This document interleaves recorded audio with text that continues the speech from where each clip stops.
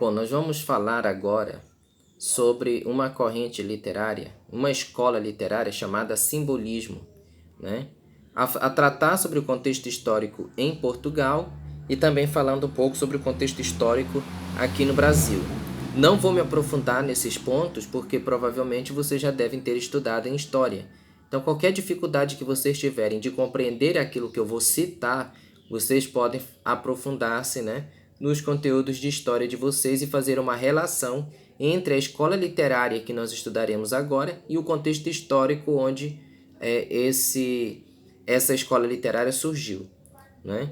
Então, o simbolismo ele vai se iniciar com a publicação do livro Aristos, de Eugênio de Castro, em 1890, e se prolonga até 1910, ano da proclamação da República, quando a nova realidade política favorecerá o surgimento de várias revistas de conotação nacionalista, né? Mas o ano considerado como o início do modernismo português vai se dar em 1915, quando, em meio à Primeira Guerra Mundial, Fernando Pessoa e Mário de Sá Carneiro vão lançar a revista Orfeu, né? Então aqui nós temos o contexto histórico do final do século XIX e início do século XX. Né? Vai se iniciar com Aristos, lá em Portugal, de Eugênio de Castro, em 1890, vai se prolongar até 1910, ano da proclamação da República, né?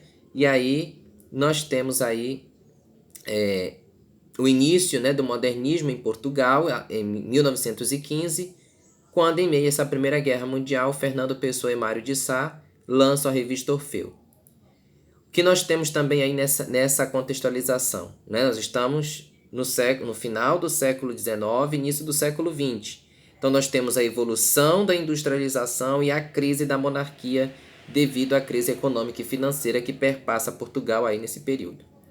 Nós temos também o ultimato inglês, que vai se dar em 1890, conflitos entre republicanos e monarquistas, levando ao assassinato do rei Dom Carlos I e de seu herdeiro Luís Felipe em 1908, que é o que nós chamamos de regicídio, ok? Saindo de Portugal e vindo aqui para o Brasil, o que era que estava acontecendo no Brasil nesse período aí que levou ao surgimento e à consolidação dessa escola literária aqui, né, no nosso país?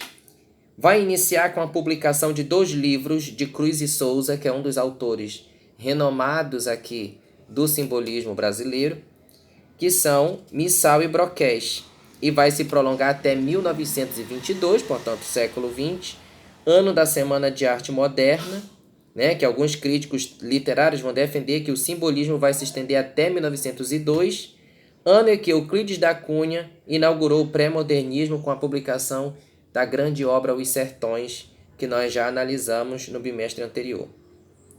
Momento difícil da consolidação da República Brasileira, como é difícil até hoje, né? Enfim. O país estava marcado por frustrações, falta de perspectivas e angústias. Será que o simbolismo não está tão real hoje? Esse contexto histórico do simbolismo, será que não é o contexto histórico de hoje ainda, né? O país está marcado por frustrações, falta de perspectivas, angústias, né? Então, o simbolismo vai surgir no Brasil em 1893, final do século XIX, com a publicação de 2 livros, Missal, que é um livro em prosa, e Broquês, que é um livro em poesia, ambos de Cruz e Souza. Foi um movimento que quase passou despercebido, pois foi sufocado pelo parnasianismo, que ainda vigorava com muito prestígio, que foi a última escola literária que, acredito eu, vocês estudaram o ano passado, no 2º ano médio, né? Então, o simbolismo ele vai florescer na Europa nos anos 80 e 90 do século XIX, conforme nós já vimos antes, não é? Na mesma época em que os pintores impressionistas iniciavam a diluição dos contornos dos objetos nos jogos de luz. Os poetas simbolistas renunciavam à tradução da forma fixa do objeto em favor do ritmo do devir, da fugacidade do momento, né? Então sai ali da realidade e parte-se já para uma questão mais simbólica, né?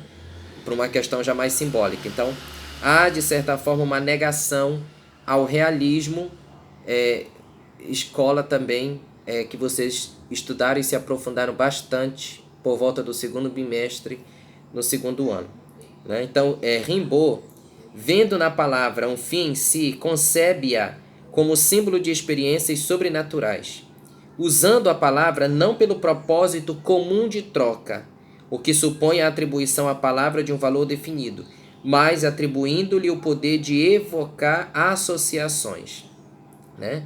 Então foi Rimbaud que diz o seguinte: o poeta é um vidente por um longo, imenso e racional desregramento de todos os sentidos.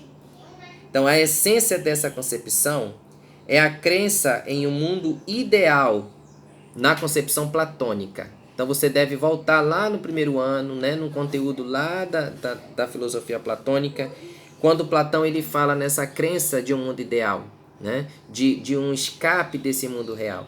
Então, os simbolistas também, nessa perspectiva, eles também imaginam, eles também pensam uma realidade ideal, como aquela pensada por Platão na Antiguidade Clássica, né? Que só é realizável através da beleza. Então, antes de 1890, o realismo já entrara em decadência, contraposto a ele surge o gosto pela religiosidade e pelo incompreensível, tá?